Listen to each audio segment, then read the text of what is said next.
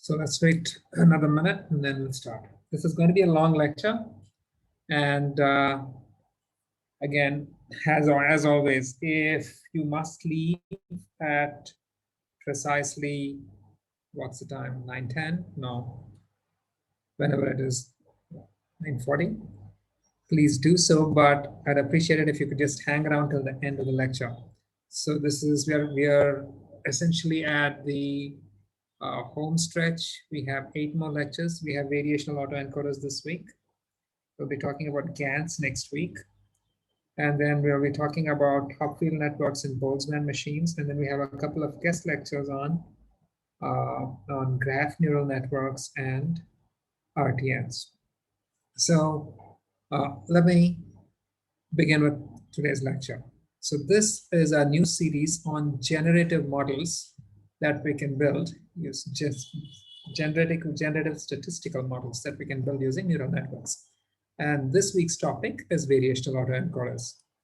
So what we've seen so far is that neural networks are great models for classification and regression tasks. MLPs, CNNs, RNNs, they're all very effective at performing classification or even predicting real valued variables. But then neural networks can also be used as generative models that can model the distribution of any data so that we can draw samples from these distributions. But first, some background. Before we even begin, what is a generative model and how do we estimate them? Today's lecture is going to focus on this topic. We're not actually going to launch into variational autoencoders.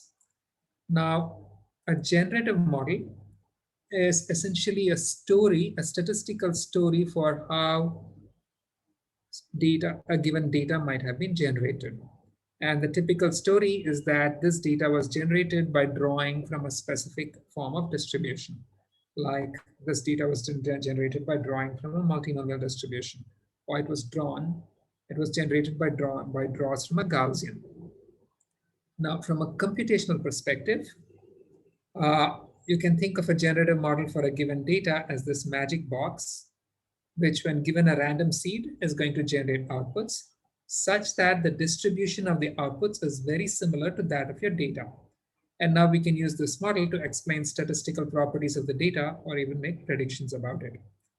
And of course, this is given the nature of this process, this is on statistical expectations you have of the model are also going to be dependent on how the seed is generated, and you can get into a whole facetious story on seeding the seed and so on. But jokes apart, so here are some examples of generative models that you're likely familiar with. The category probability mass function, which is the basis for multinomial distributions, like the probability distribution for the faces of a die. That's actually a generative model. You can generate draws from it. The parameters of this model are the probabilities of the individual outcomes. Or you can have discrete data that can take any positive integer value. In this case, the number of outcomes is infinite. So number of possible outcomes is infinite. So you can't explicitly list the probabilities of all outcomes. So you need a parametric function, like the Poisson formula, to specify the probabilities. The function has a specific shape. So this is your Poisson formula. The function has a specific shape like those shown in this figure. And this shape can be modified only in a limited way by varying the parameter of the function. So it will only model the distributions of the data well if the data's own distribution has one of these shapes that you can get by modifying this parameter. Or another example, you're familiar with the Gaussian. It's this bell-shaped distribution, which is parameterized entirely by its mean and its variance. And it's a pretty good model for any data whose distribution naturally has a bell shape.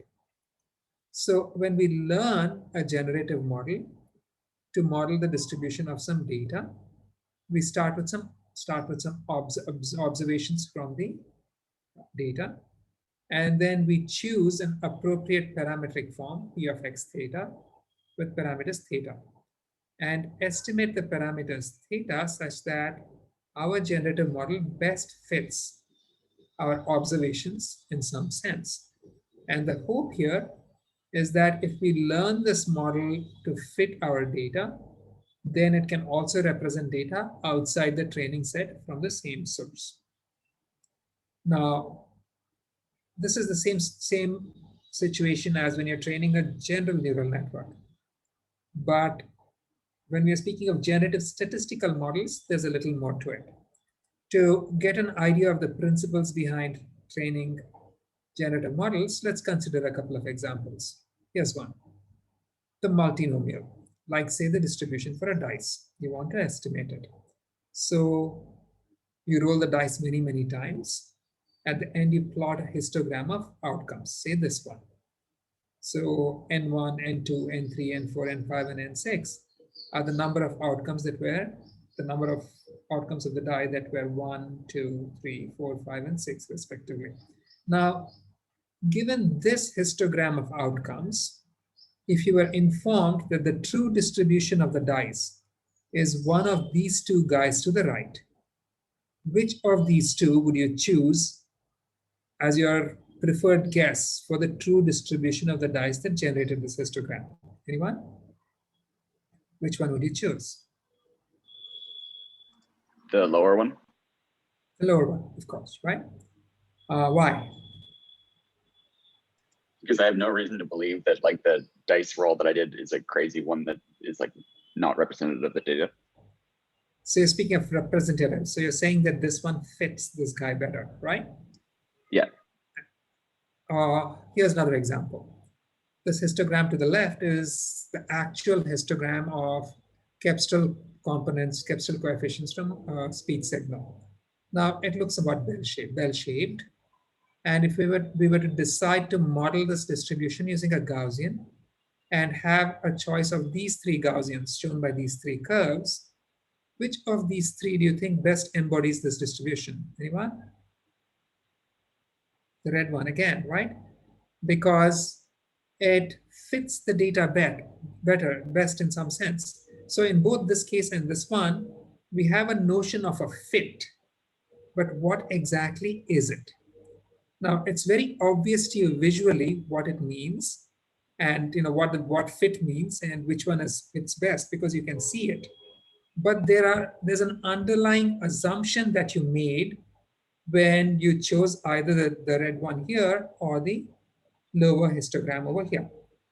And the assumption that you just made was the one that one of you just mentioned, which is that you're assuming first that the data were indeed drawn from the model distribution.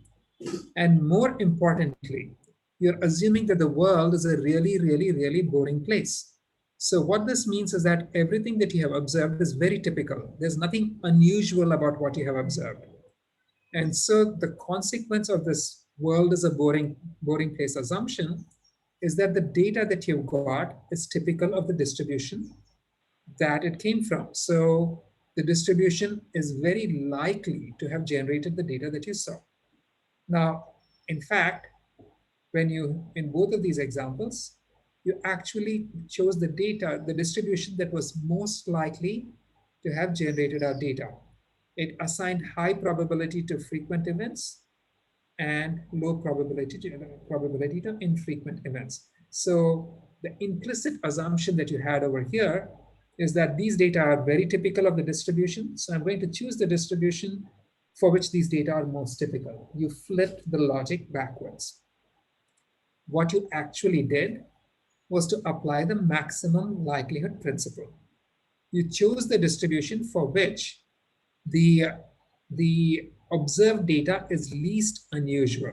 So the distribution which has the maximum probability to generate the data. So given our data and the parametric model, we chose our parameters such that the likelihood, the probability assigned to the data by the model, or equivalently the log probability assigned by the model to our data is maximum.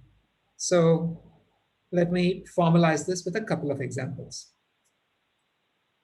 Consider a multinomial distribution. So our observations are the number of times each outcome was observed.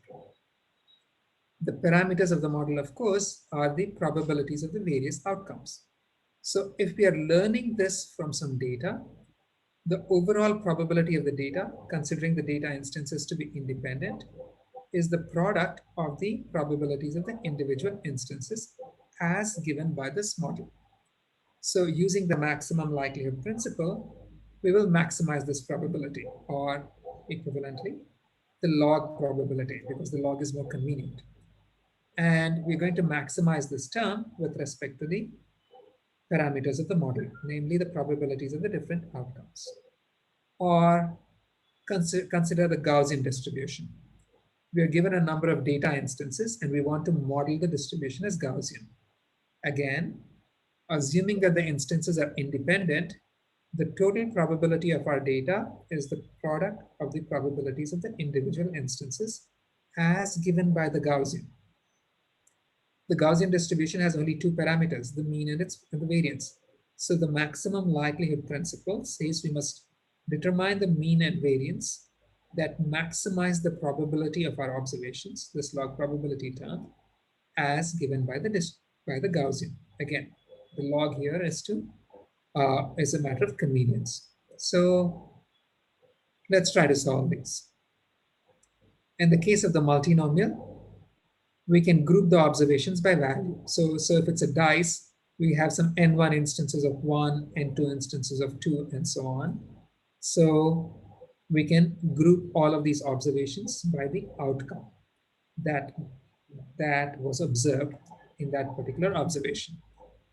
For the Gaussian, of course, this probability term is just the Gaussian, and we can write it out. So if I write this out, this first probability term becomes the product over all outcomes, 6 in the case of the dice, of the probability of the outcome raised to the number of times the outcome was observed.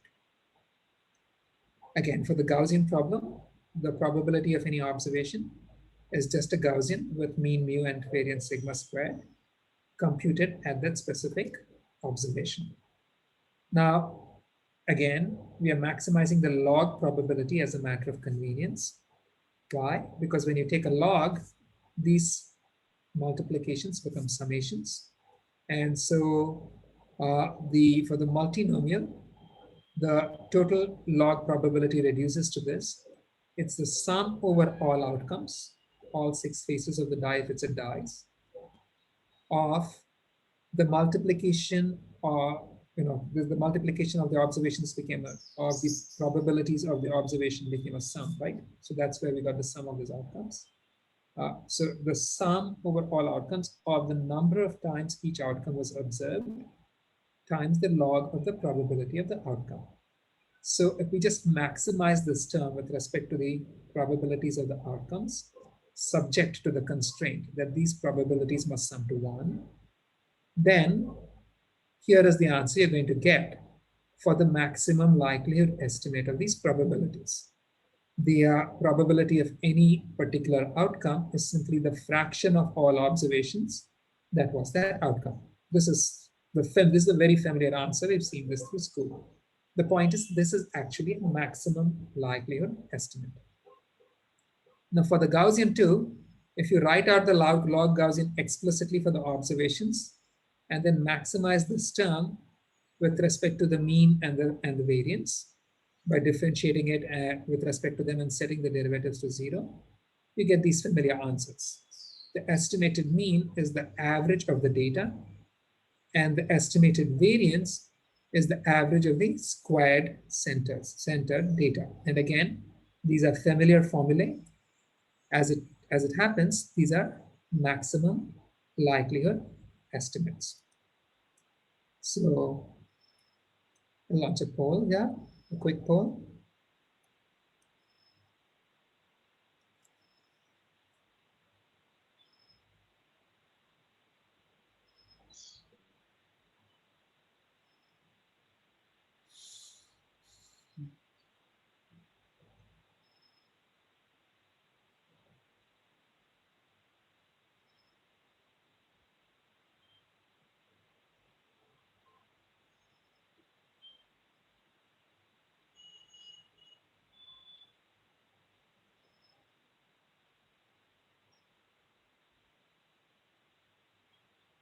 10 seconds, guys.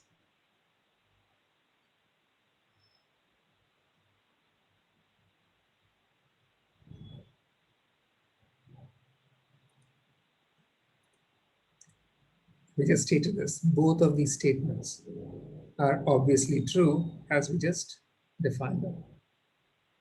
Anyway, so MLE, maximum likelihood estimation, assumes that the world is boring, that everything you observed is very typical. And so it estimates the values of the parameters of the PDF such that they maximize the probability of your training data. Now, moving on. So in both of these problems, we actually got closed form solutions for the parameters. We could solve the estimate directly. We were given a log probability term. We could write it down explicitly and find the maximum simply by equating the derivatives to 0. But maximum likelihood estimation is not always so simple. There are many situations where the data you get are incomplete in some way, for some reason. So you may not even be able to write out the complete log probability for the process that generated the model of the data. So, or even if you write it out, it might be very complicated. And so you can't estimate your model parameters directly.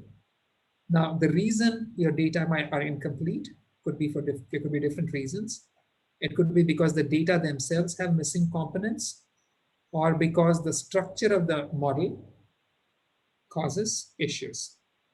So let's consider this first situation where the data themselves have missing components. For example, let's say you want to compute the parameters of a Gaussian distribution from a collection of vectors.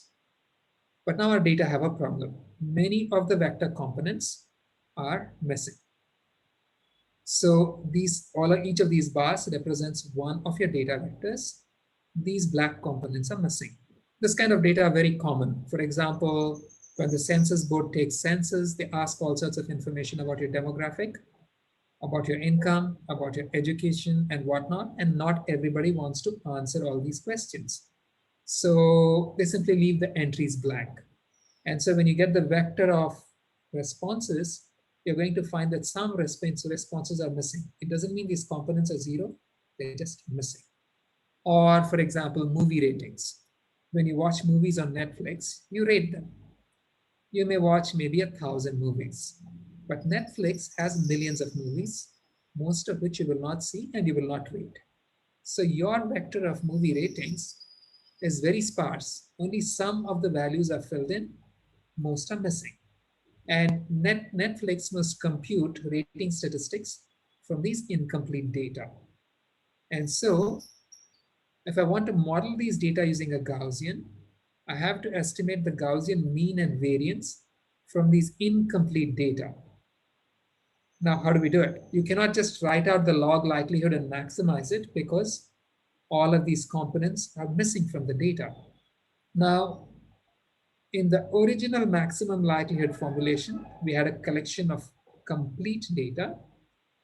And so we could write out the log probabilities of the data as given by a Gaussian and then maximize it. But now, the problem that we have is that we cannot write out this log probability of the data as given by a Gaussian because many components in our vector are missing. Vectors are missing. So here's the situation. These are the data that we actually have, the green components. They are the ones that for which values have been provided to us. I am representing the set of the observed or known components in the ith vector generally as OI. So the observed data are just this collection of OIs. And these are the data that are missing. Now here again, I'm representing the set of missing components from the ith vector as M subscript I. So we are missing this collection of MIs. Now, the complete data would include both the observed and the missing components. But then, so the complete vector is actually going to be this combination over here. The complete vector is going to be the combination of the observed components OI and the missing components MI. But then we don't actually have the complete vectors because some components are missing. Now, when we perform maximum likelihood estimation, you can only make assumptions about the data that you actually observe. So we only want to maximize the likelihood of the data we did observe, these green components, because that's all you have, and those are the only data about which you can make the assumption that they're commonplace. These black components have not been observed, and there's nothing to assume anything about. You just don't have them. So we want to estimate this Gaussian parameters so to maximize this term here, which is the total log probability of only the observed data. Now, unfortunately, when you write the Gaussian formula for any vector, it's actually defined on the complete vector, including missing and observed components. So we have to somehow derive the probability for the observed components from the complete vector probability P of x. Now, if a vector x has observed components O and missing components M, then the probability of O is just the joint probability of O and M. So to get the probability of just the observed components, you have to marginalize out the missing components. So P of O is the integral of P of x over the missing components M. So i.e. is the integral of the joint distribution of O and M over M. Now, the log probability of the entire observed training data is simply the sum over all vectors of the log of this marginal probability of the observed components, which is the log of this integral. And so this log likelihood, this is the log likelihood that we actually want to maximize with respect to the Gaussian mean and variance, the log likelihood of the observed data. But then this term that we are trying to maximize has a nasty integral inside the log. And once you have integrals inside a log, the maximization doesn't have a closed form solution. So now, given this ugly function that we are trying to maximize, how do we find the parameters of a Gaussian? So this was one kind of maximum likelihood estimation problem without a closed form solution, when the data itself had missing components. Here's another one where closed form solutions may not exist because the structure of the model itself introduces unknowns. This is typical in mixture models and multi-state generative models. So let's take a look at an example. Specifically, let's look at Gaussian mixture models. The Gaussian mixture model has a fairly simple idea. Let's say I have some data and the histogram looks something like this. This is clearly not Gaussian, but we can get a pretty good fit if we model this histogram as the convex sum of many Gaussians, a Gaussian mixture. So now the parameters of this model are the means and variances of these Gaussians and the weights with which they're combined. By properly estimating these terms, the sum of these Gaussians can fit this distribution very nicely. But then the generative story behind how you obtain observations from a Gaussian mixture is actually a two-step process. This is our Gaussian mixture model. There are many Gaussians in the mixture. To generate any observation, in the first step, the process randomly selects one of these Gaussians. And in the second step, it draws the observation from that Gaussian. So in generating any observation, the process takes one of these four many paths over here. And the outcome of following the entire path is the observation.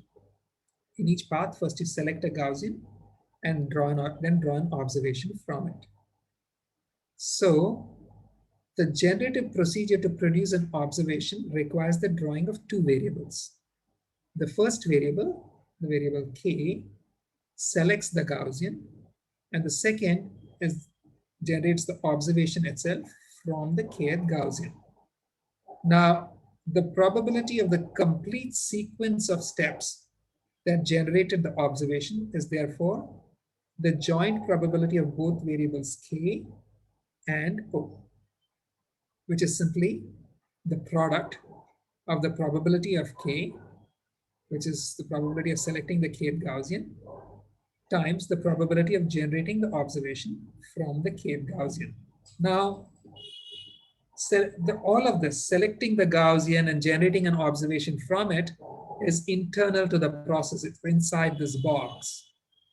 From the outside observer's perspective, all they see are the final observations. They don't see which Gaussian generated the observation. So the overall probability that the outside observer will see a particular observation O is obtained by marginalizing out the Gaussian itself by summing over the Gaussian index K. So this gives us the Gaussian mixture probability distribution for this data. Now, when we are trying to learn the model for some data, if we were actually able to observe the complete sequence of steps that was followed in generating each observation, then, so that's this K value, then estimating all model parameters would be trivial. So if you had this information, I'm coloring my Gaussians here just for visual cues.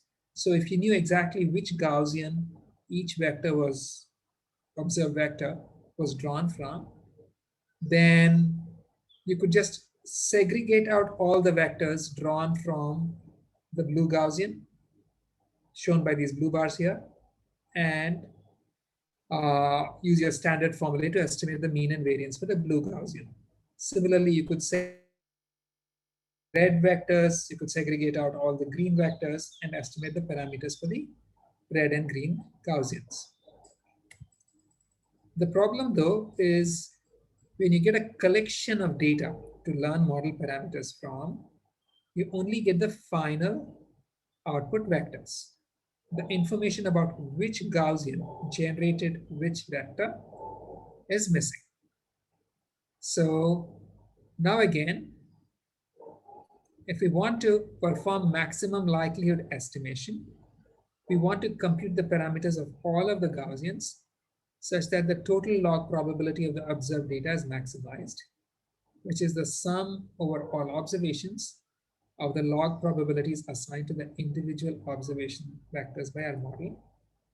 And because we don't know which Gaussian generated any observation, the probability of any individual vector is the sum over all Gaussians of the joint probability of the Gaussian and the observation.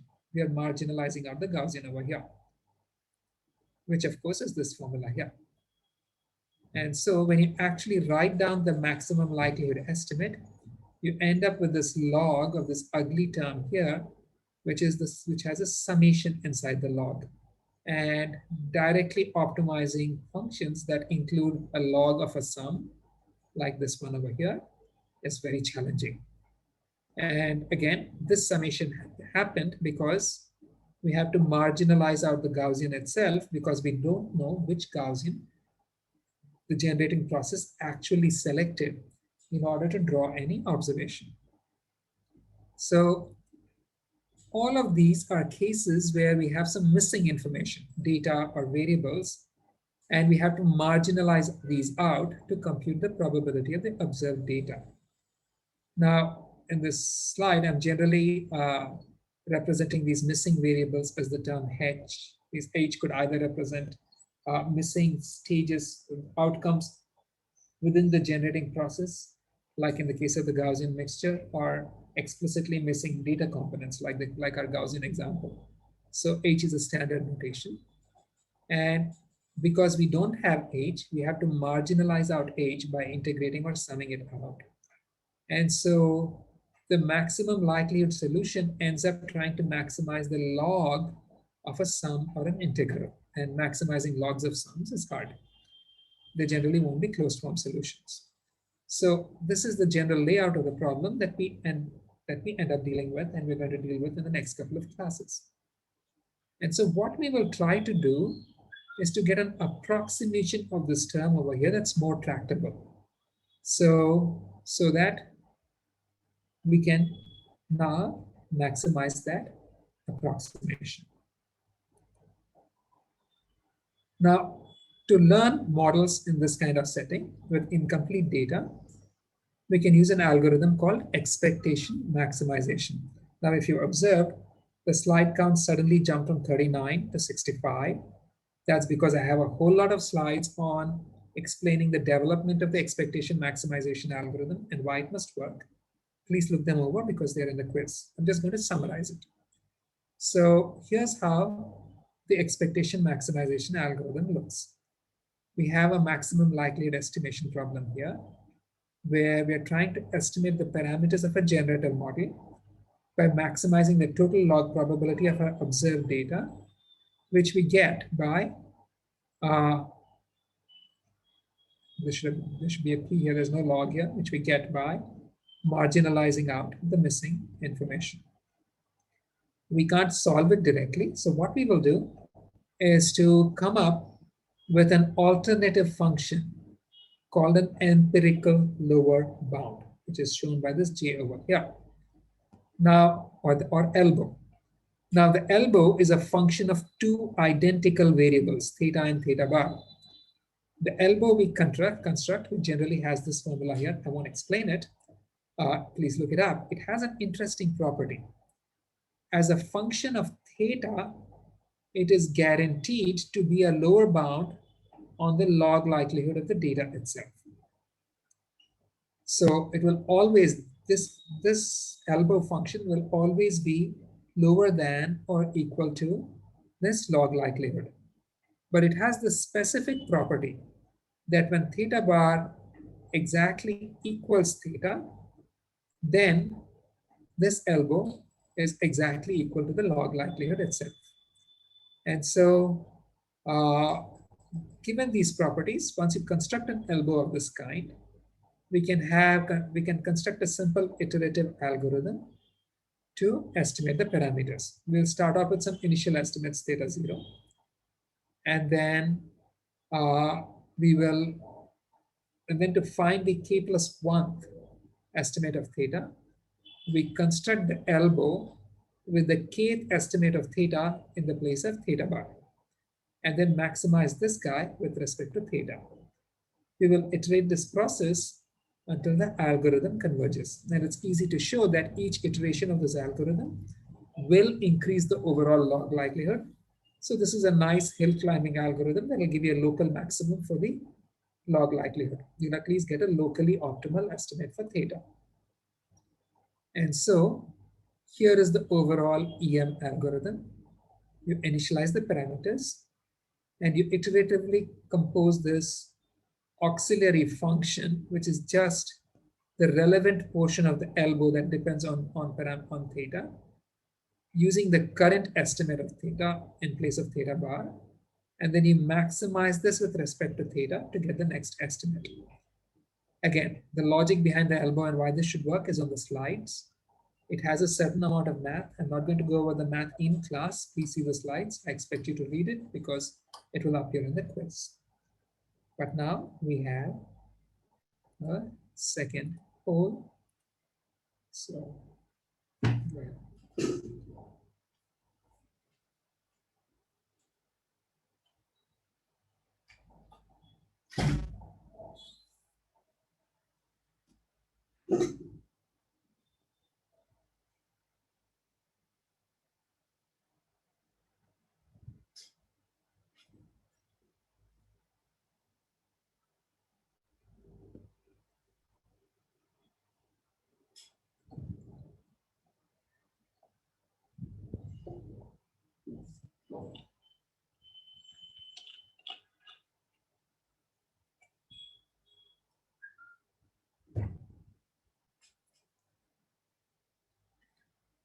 okay, 5 seconds, guys.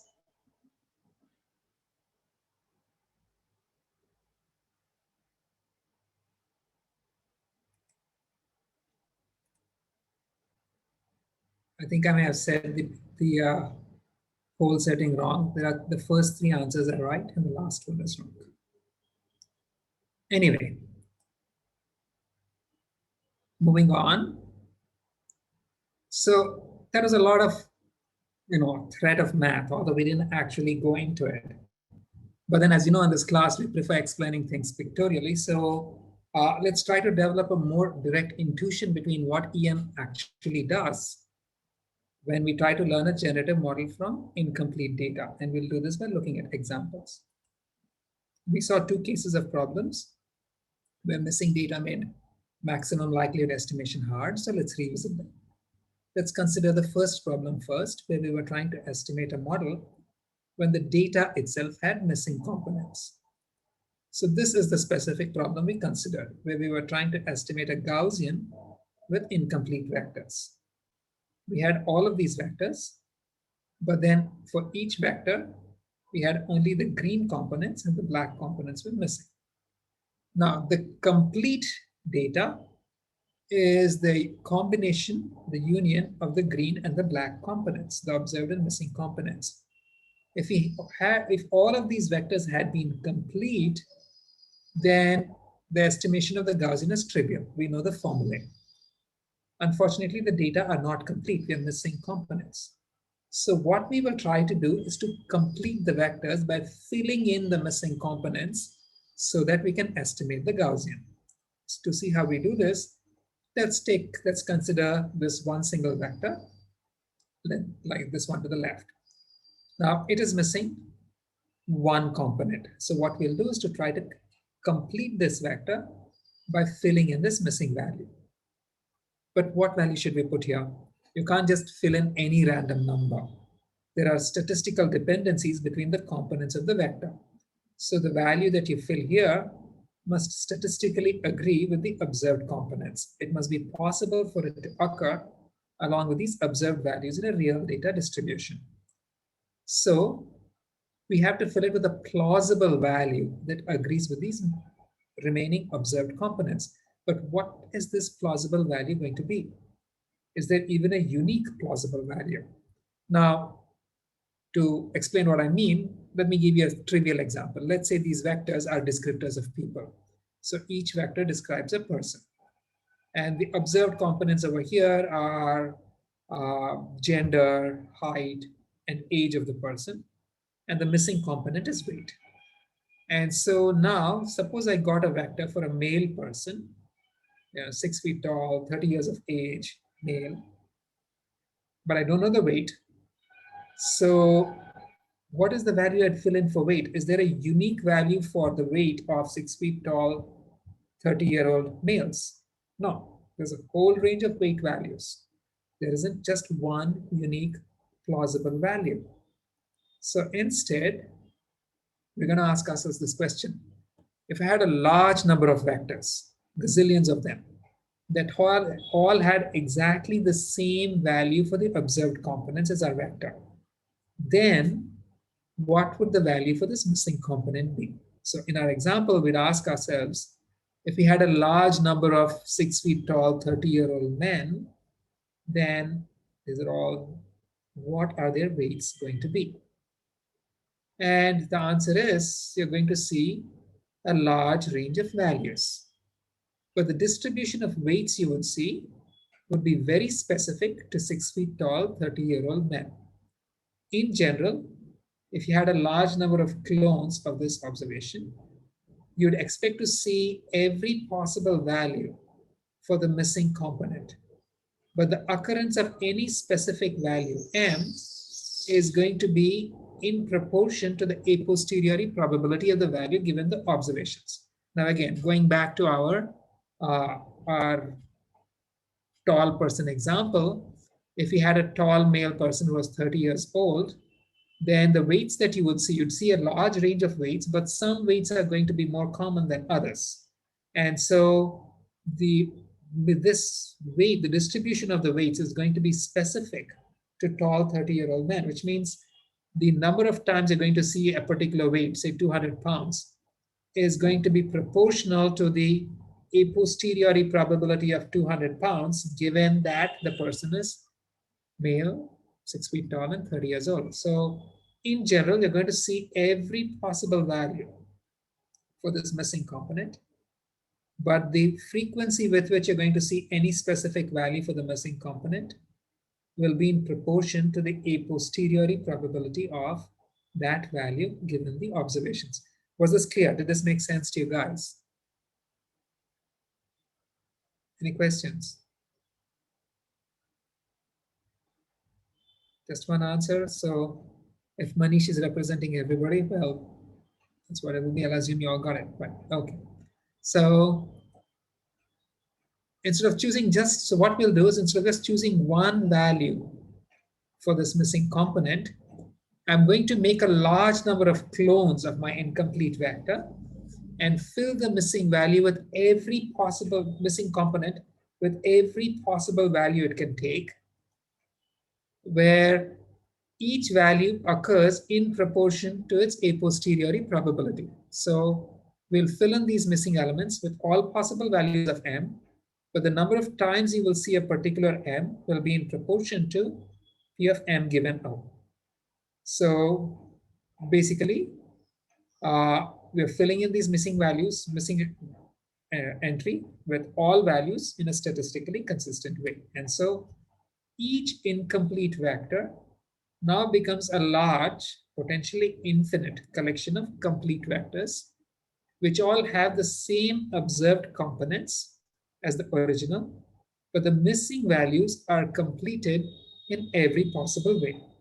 And the number of times any value occurs is in proportion to P of m given O. So this box here represents the expanded set of completions of the first vector. This box here represents the expanded set of completions of the second vector, and so on. You're going to have a large set of completions of each vector. And now we will have a very large collection of complete vectors because we have completed them. And you can use these completed vectors to compute the statistics of the Gaussian. But then we have a chicken and egg problem. To complete these vectors, we had to fill in these missing values in proportion to P of m given O. But then we don't have P of m given O. We don't really know the distribution of the data. We are in fact going through this entire exercise precisely because we want to estimate a Gaussian model for the distribution of the data. So given that we don't already have the parameters of this Gaussian, where are we going to get this P of m given O from? Now, remember, EM is an iterative algorithm. So at each point, we'll have a most recent estimate of the Gaussian, which is what we're trying to improve. So we will compute P of m given O from the most recent estimate of the Gaussian to complete the vectors. And now we'll compute the Gaussian parameters from this expanded set of completed vectors. Consider, for example, the estimate of the mean. This is just the average of this expanded set of complete vectors.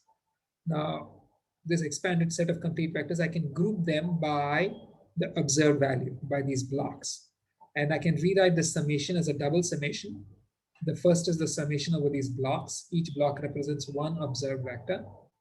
And the inner summation represents the set of all possible values that you have entered at this missing entry. Now, any specific missing entry over here occurs a certain fraction of times. The number of times m it occurs is proportional to the a posteriori probability of that entry. And so here NO is the number of blocks, and of m given O is the set of the total number of missing values for that O. And so now if we consider the final solution, I can just rewrite this like so. Now this inner solution is simply a weighted sum of, it's just completing it's a weighted sum where the weight for any particular missing value is proportional to its a posteriori probability. Now, if I consider every possible value of m, all infinite values in this completion, this inner sum is simply going to become an integral. And so we get this nice closed form solution for the updated estimate for the mean. I can use the same logic for the variance, and we get this nice closed form solution for the updated estimate of the variance as well. And so here is the complete expectation maximization algorithm to estimate the Gaussian from incomplete data. We initialize the parameters, then iteratively we complete the data and update your estimates for the means and variances from the completed data using these formulae until the probability of your observables converges. Now, this was for estimating Gaussians from incomplete data. Here's the second problem we saw when maximum likelihood estimation was hard because of model structure. So let's see how we solve that. Which one? Where's infinity? The Because integral. the missing value can be anything, right? Yeah. Okay. So you're considering all infinite possible missing values.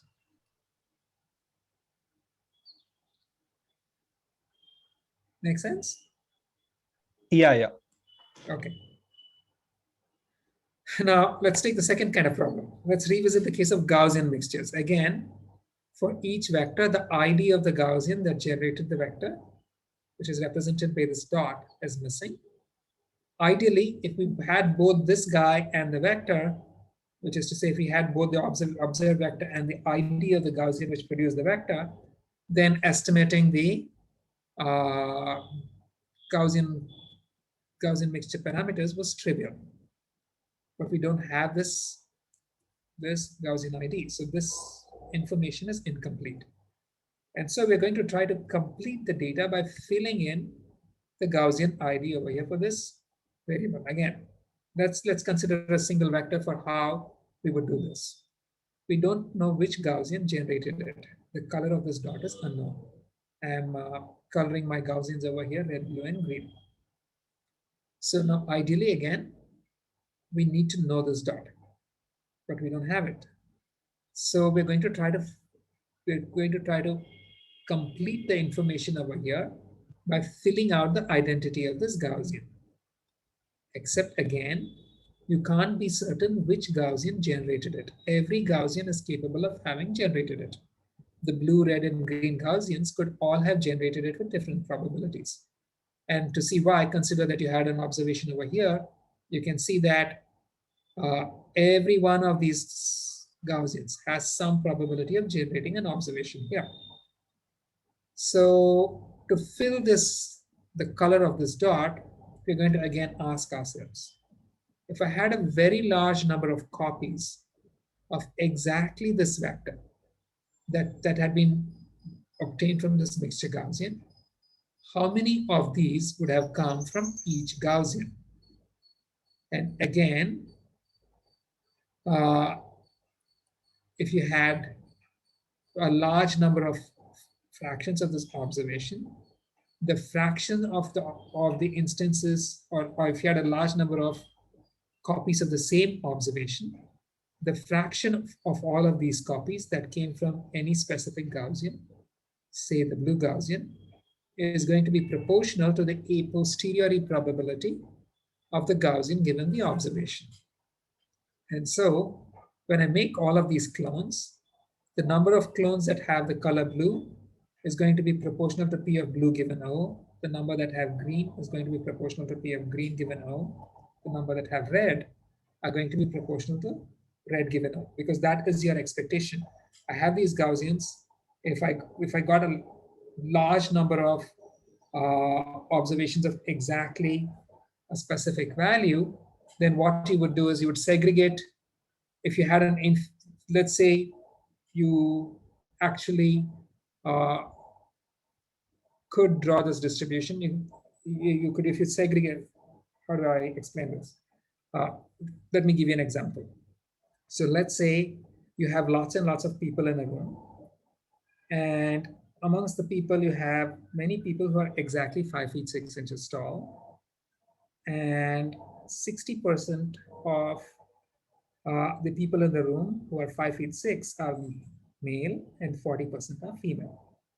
Now then, if I got a new person and I told you this person was 5 feet 6 inches tall, And then I say, I expand it out and say, I have a large number of clones, a large number of observations where everybody was 5 feet 6 inches tall.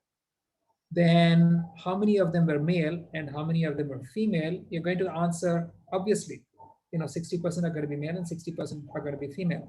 Where did that number 60% come from?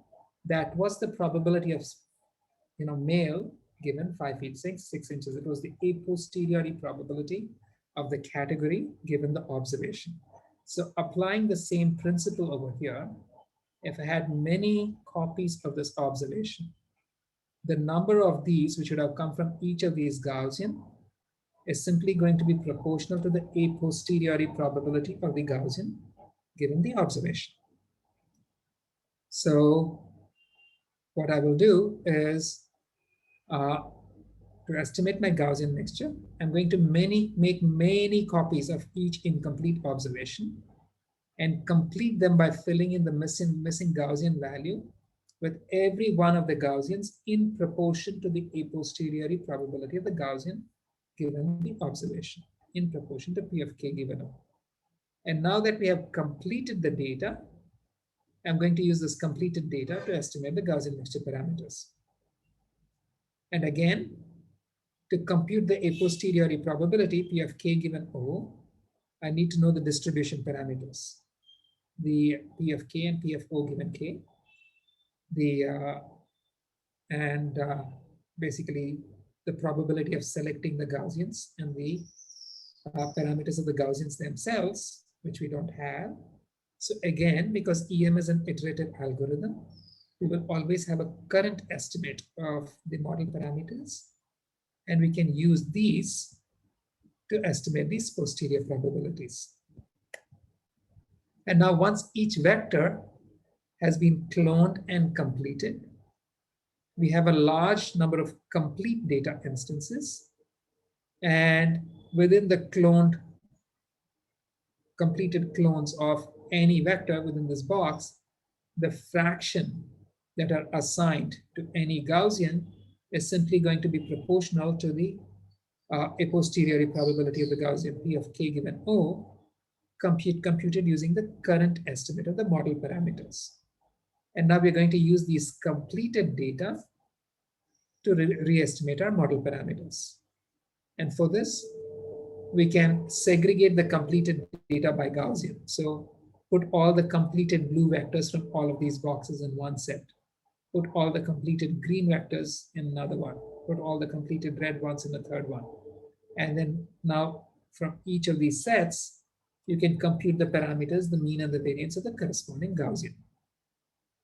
So, and these are the formulae you get. I don't actually want to go over the formulae in too much detail. But this, if you actually work it out, for any observation O, the number of instances of O that came to the blue Gaussian is going to be proportional to P of blue given O, or to the kth Gaussian is going to be P of k given O.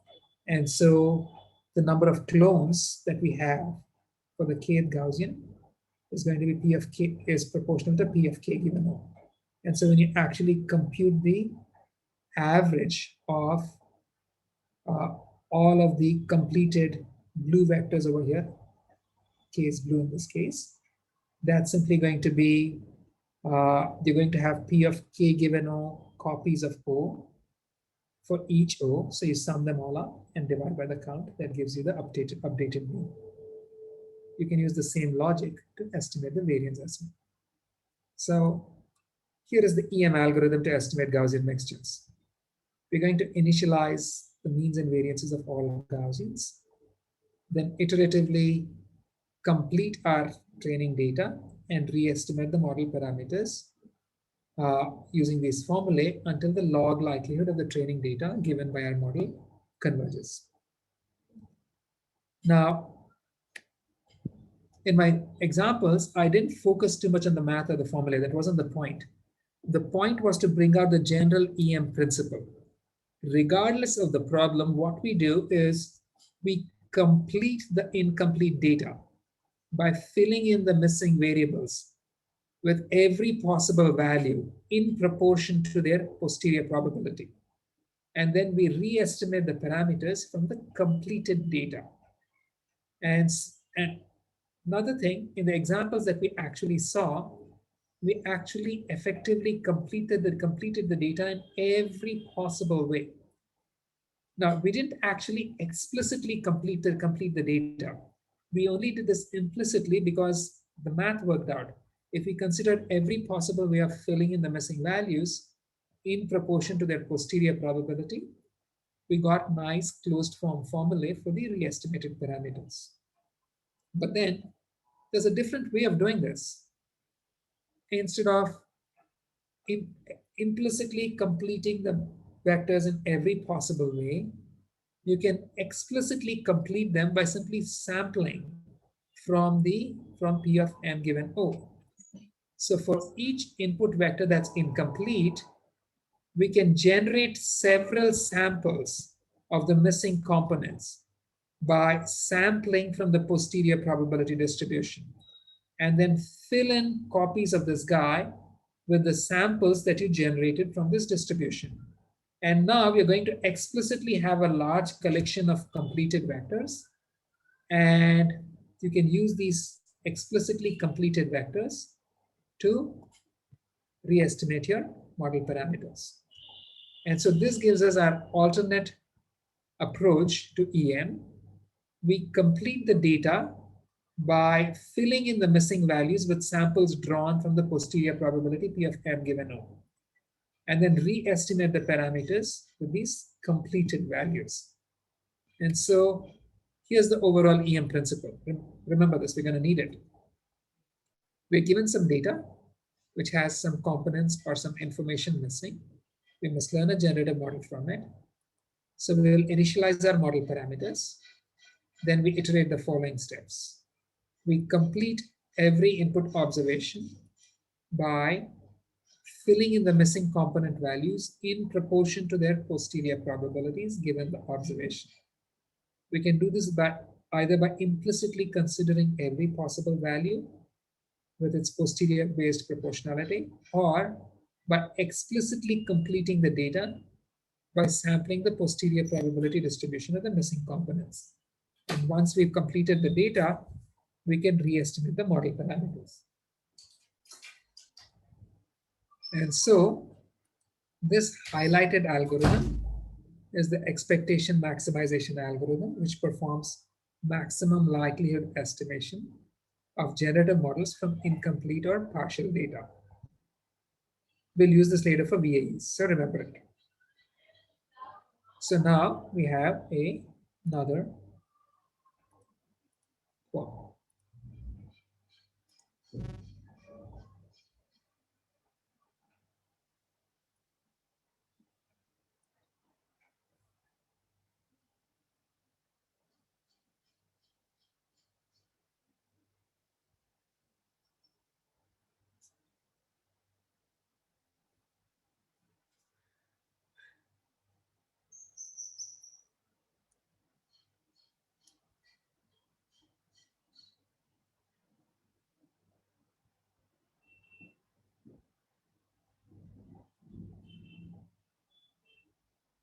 This is badly set up again, but all right, 5 seconds, guys. Just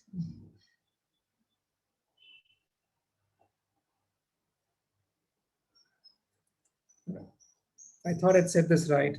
Now I get messed up in Zoom. So, okay. The first option is right. In each iteration, you complete the data by filling in the missing variables and estimate the data models from the completed data, the entire expanded completed data.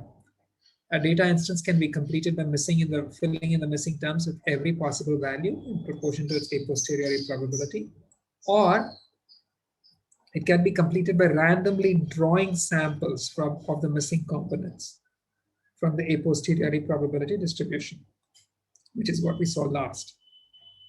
The data completion, however, is iterative. In each iteration, the model parameters have changed, And because you're completing based on the posterior probabilities obtained using the current model estimates, the completion of the data must be repeated in each iteration.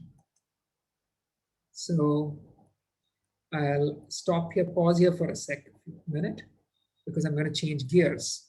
So any questions?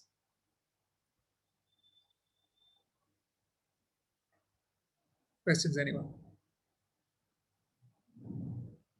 No? Either I lost all of you or all of you got it. Okay. All right. Did you get the general principles? Raise your hand if you did. Let's see how many.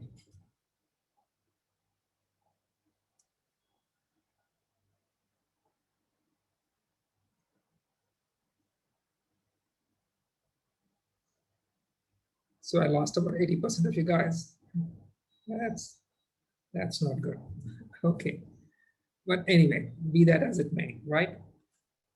So the general principle that just to go back, the general principle was this: when you have some data with components missing, then you can fill in the missing components by sampling from the a posteriori probability distribution for the missing components given for the missing component given the observed component.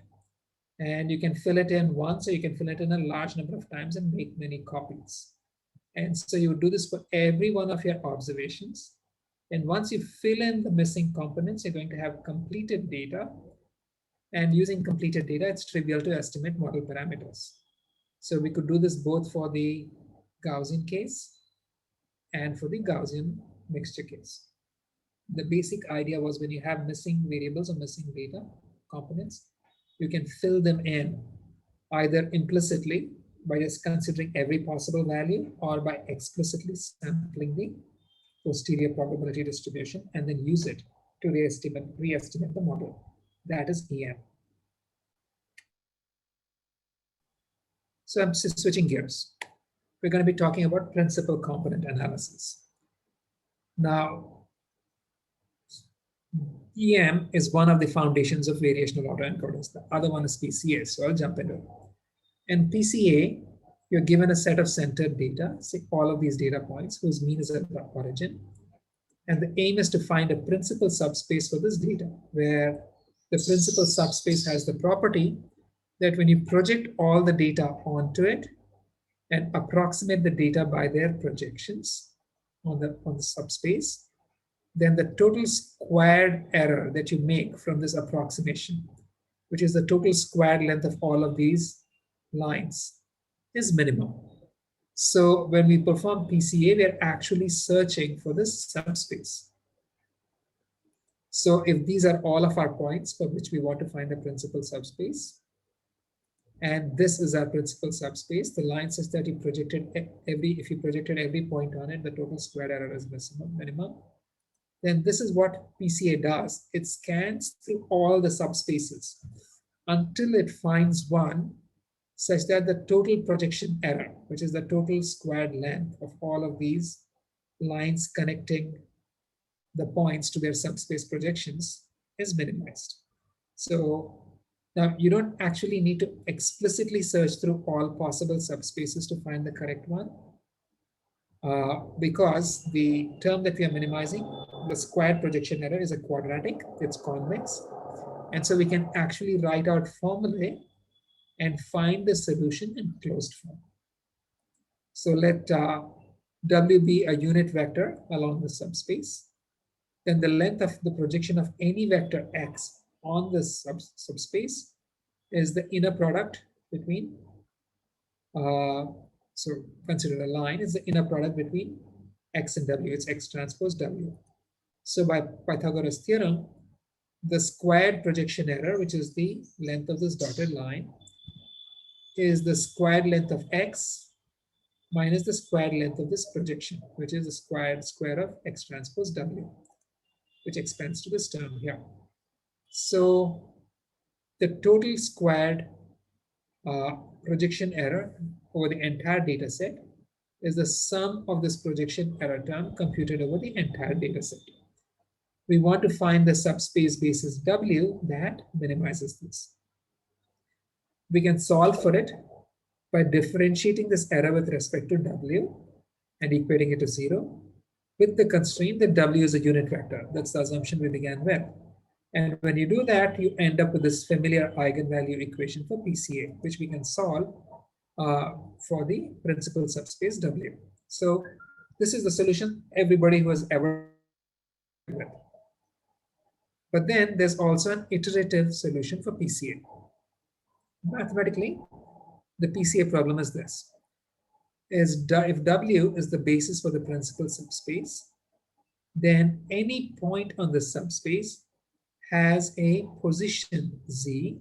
So the actual vector on the subspace is going to be given by W times Z. So when you project a vector on the subspace with basis W, what you're actually doing is you're finding the Z such that WZ is closest to this vector in an L2 sense. And so if you're given a collection of vectors for PCA, we can arrange them in a matrix X. Then on any given subspace W, each of these vectors will have a position vector Z. We can arrange all of these position vectors into a matrix capital Z.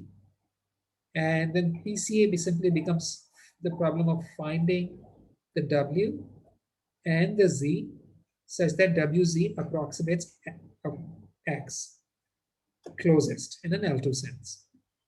And the iterative solution for this is here.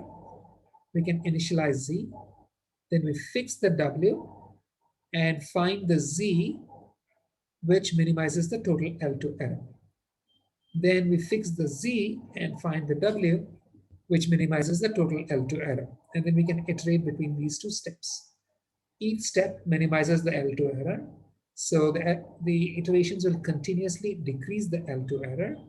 And there's a guarantee that when it converges, the basis W that you will get will represent the principal subspace. The math is simple, but let's see it in pictures.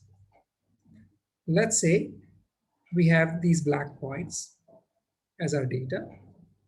We will initialize our subspace basis W, which could be this red line in the story problem. Then we project every data point onto this red line. Projection basically drops a perpendicular onto the line.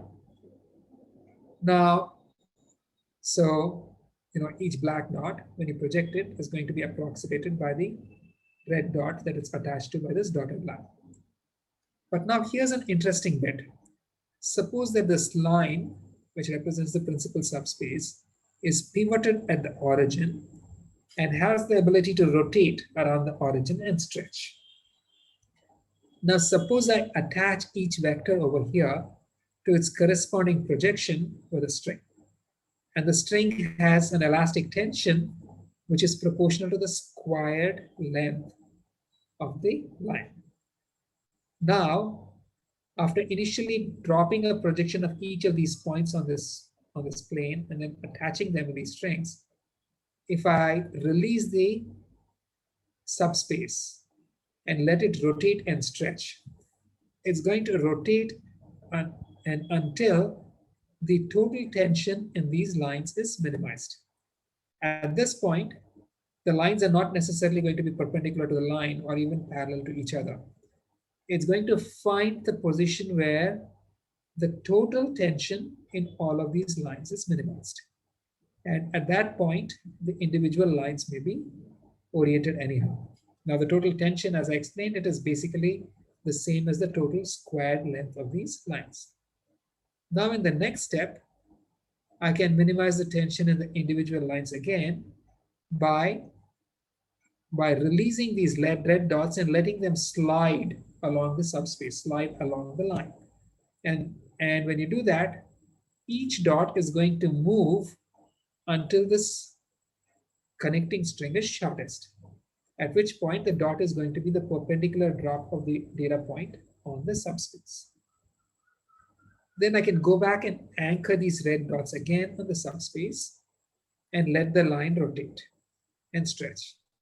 And it will come up to these this new orientation where the total tension in all of these lines is minimized.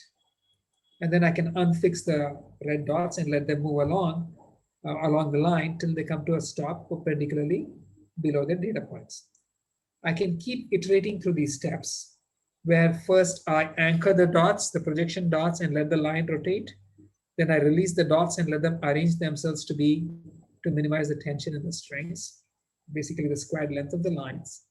And each step is going to guarantee to reduce the total squared length, the tension of the strings. So when we fix the red dots and let the subspace rotate, it minimizes the total squared length. Then when we release the red dots and let them move along the surface, that too minimizes the total squared length. So eventually, if you keep repeating this process, it will stop when you cannot reduce the total squared length anymore. And at that point, the subspace that you get is going to be our principal subspace. So I sort of tried to animate the whole thing over here. And well, this animation was failed. But as you can see, after I first initialize the line, at first the line rotates, then the attachments to the line move, and these steps iterate until the line ends up as the principal subspace. So this is in fact the iterative PCA algorithm we just saw a little while ago, which is this one here. So now that's what happened here. We were given an X, and each iteration we had a current subspace basis W. So we found the optimal position vector Z for the W. This is the step where we let the attachments for the individual data points move individually. This step is mathematically trivial. To find the optimal Z, you just multiply X by the pseudo inverse of W. Then given Z, we found the W such that W times Z gave us the lowest error for X. This is the step where we let the subspace rotate. So if I draw that differently, from X, we compute Z by multiplying it by a matrix. And then from Z, we compute an approximation to X. This figure should look familiar to you guys.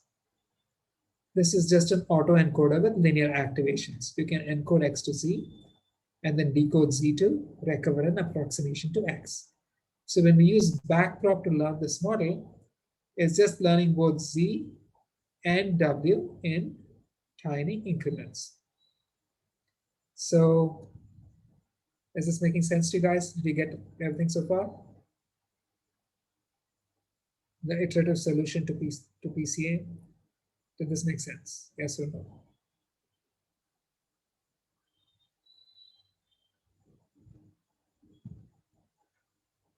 Right. Okay. So it's going to be the same thing, right? You're projecting the principal subspace as the subspace of maximum variance, but this is what you're going to get. The math is the same. The process, if you think of, you generally think of it in terms of closed form solutions, but basically what you're doing is minimizing the squared error. And I can do this in an incremental way where I first let this plane rotate and then let the vectors reposition themselves on the plane. And I can keep iteratively doing this till it converges. And that will be my principal subspace. The math for it is trivial. I start with a W. I can estimate Z as the pseudo inverse of W times X. X is my matrix of data vectors. Then I've got the Z. I can re-estimate W as X times the pseudo inverse of Z. So this little iteration is actually performing this iteration here. Now, but there's a problem here. The solution is not unique when I use this iterative process.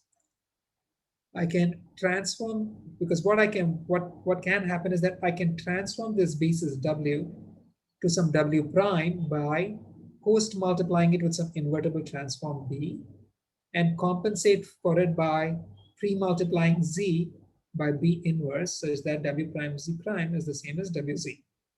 What this means is that I have two different sets of bases, W and W prime, that represent the same subspace. In fact, we have an infinite set of bases. So also, I can modify Z by pre-multiplying it by B and compensate by post-multiplying W by B inverse, and the product of the two is going to be the same. But then, again, I have both W and W prime represent the same subspace. So in other words, the solution is not unique. The solutions are invariant to invertible transforms. So there are infinite possible solutions that represent the same subspace, and there's no guarantee as to which one we'll find. So mathematically, and that's a problem. Mathematically speaking, it's much more convenient if we can be guaranteed a unique solution, so that every time you run your algorithm on the same data, you'll get the same answer. And there are a couple of ways of guaranteeing a unique solution. You can either impose constraints on W or constraints on Z. The standard PCA solution requires that the basis matrix W is orthogonal and all of its vectors are unit length. That gives you a standard eigenvector solution. Alternately, you can impose the constraint on Z by requiring the variance of the Z vectors, of the position vectors of the data on the subspace, to be an identity matrix. Either of these will guarantee us a unique solution, although the two solutions will not be the same. Imposing constraints on W will give you one solution. Imposing this variance constraint on Z will give you a different solution, but both of them will be unique. So let's focus on the second approach and see what it means. Remember, PCA is just an autoencoder. So the encoder finds the position of the data on the principal subspace, and the decoder reconstructs the projection of the data on the principal subspace. When we further impose the constraint that Z must be unit variance, all we are doing is to impose the requirement that this latent representation C should have a variance that's an identity matrix. Now, so what does this mean for us? How can we do it?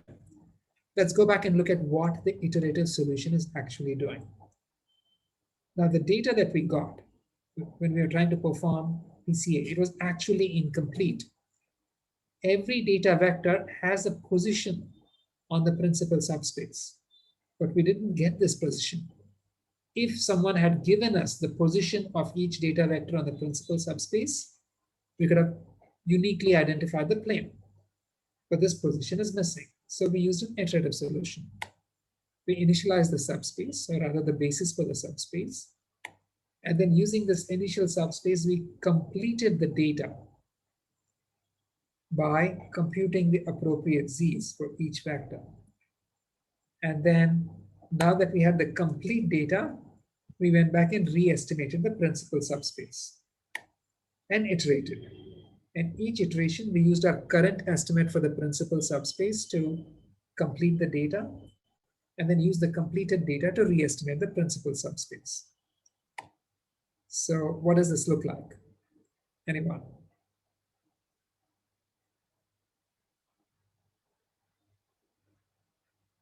What algorithm does this look like? EM, this is just EM, right? This is in fact expectation maximization. So if this is EM, then EM applies to generative models, right? So what is the underlying generative model? What distribution is it encoding?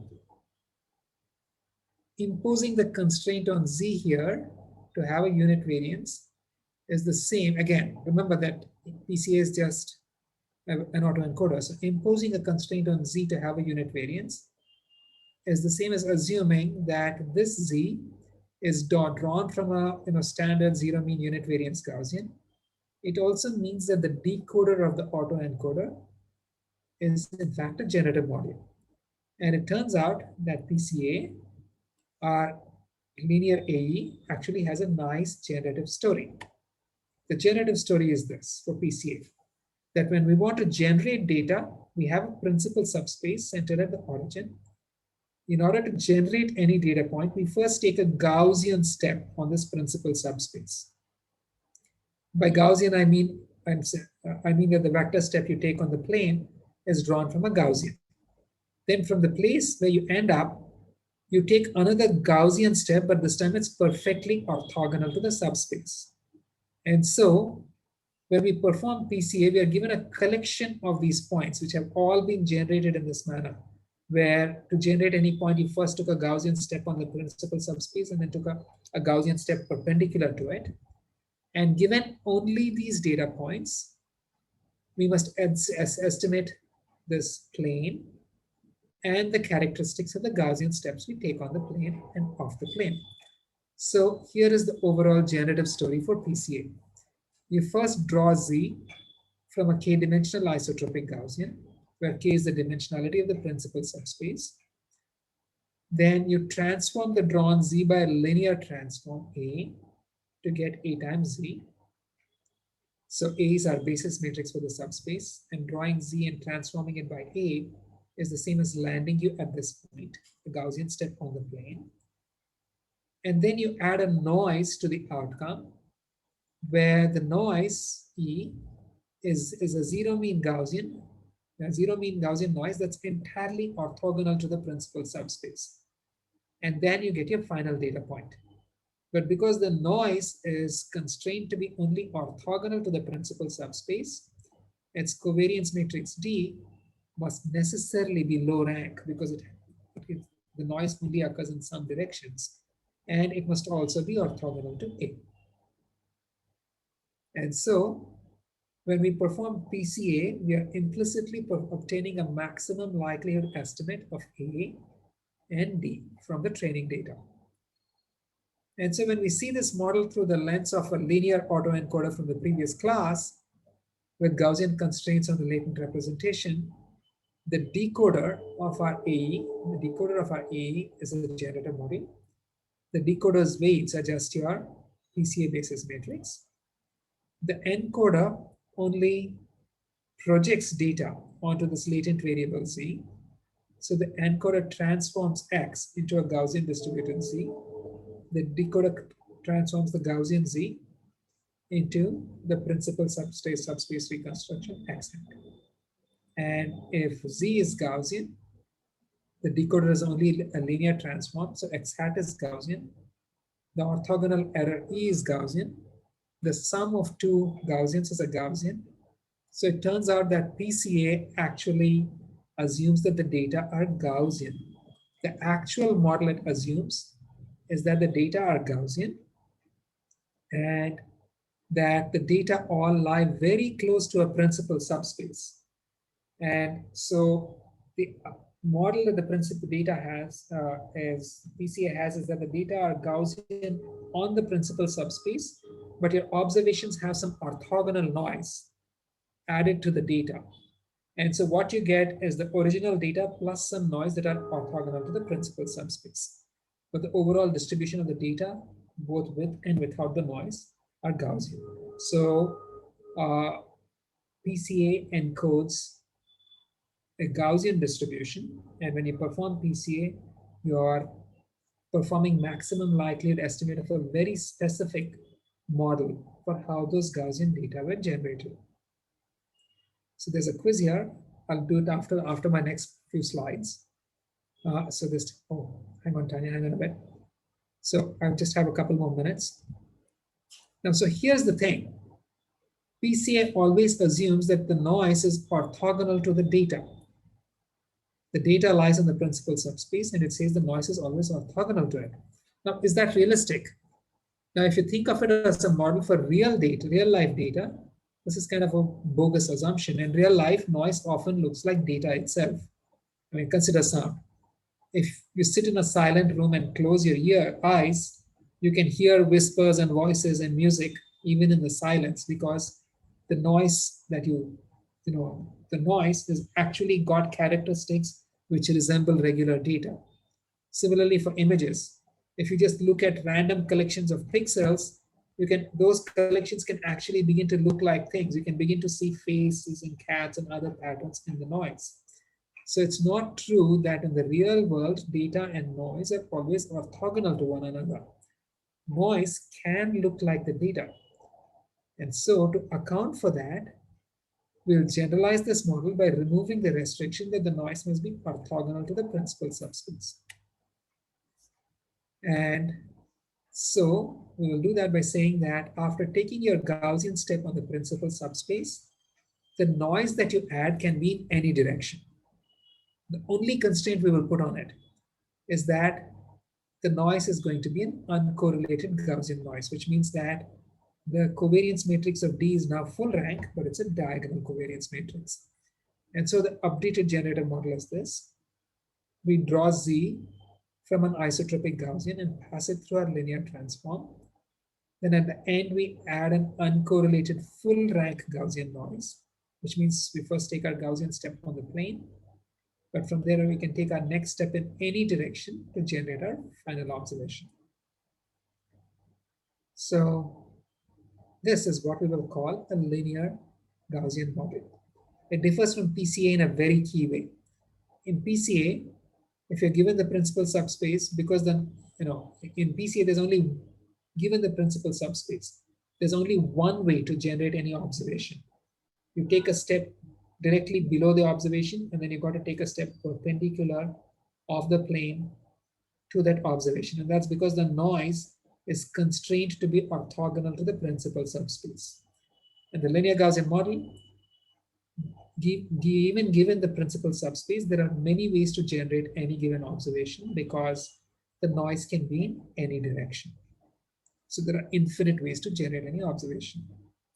And the distribution of the final observation is still Gaussian because it's the sum of two Gaussians. This is in fact a parametric model for a Gaussian distribution where the parameters are the linear transform A in the decoder and the covariance matrix of the noise. And those of you who know a little more about this topic would have recognized this model as factor analysis. Z are the factors, A is the loading matrix, and D, the noise covariance matrix D, is assumed to be diagonal in factor analysis.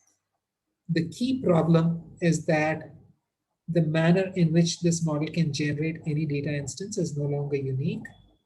And so we will, unlike PCA, we will not have a closed form solution using standard assumptions to finding this principal subspace like we did for PCA. And so here's the story for the day. EM is an iterative technique to estimate probability models for data with missing components of information. PCA is actually a generative model for Gaussian data that seems to lie close to a linear manifold. A generalization of PCA is factor analysis, which also models data as being Gaussian and lying close to a linear manifold, but without directionality constraints on the noise.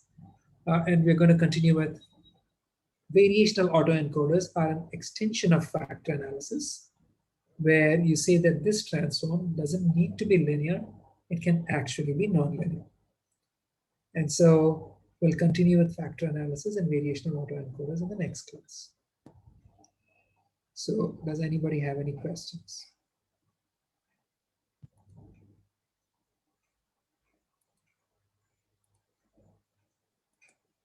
If not, here's a final poll.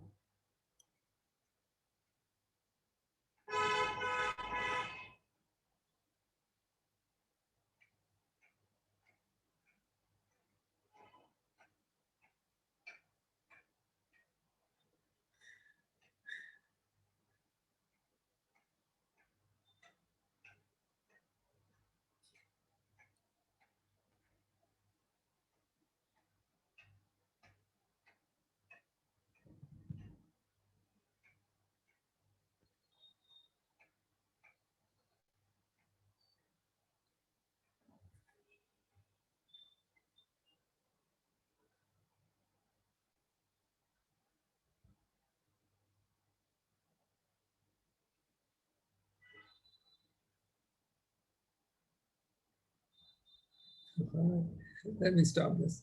So again, I think I set up the poll wrong, right? I thought I had set it up right, but it seems to be giving only one choice. The first one is obviously right. An optimal encoder with linear activations reconstructs all data as their projections on the principal subspace. This is also right. The basis of the subspace can be uniquely estimated without constraints. No, this is not right. We just saw this. One way to uniquely estimate the subspace is to require the bases to be orthonormal. This is true. And that's what your standard PCA does. Another way is to estimate the subspace uniquely is to require the distribution of the latent variable z to be standard Gaussian. Yes, that's another approach, and that gives us our the iterative solution that we just saw. And the decoder weights, which are the basis for the principal subspace that you get using these above two approaches, will be different. So let me stop the recording.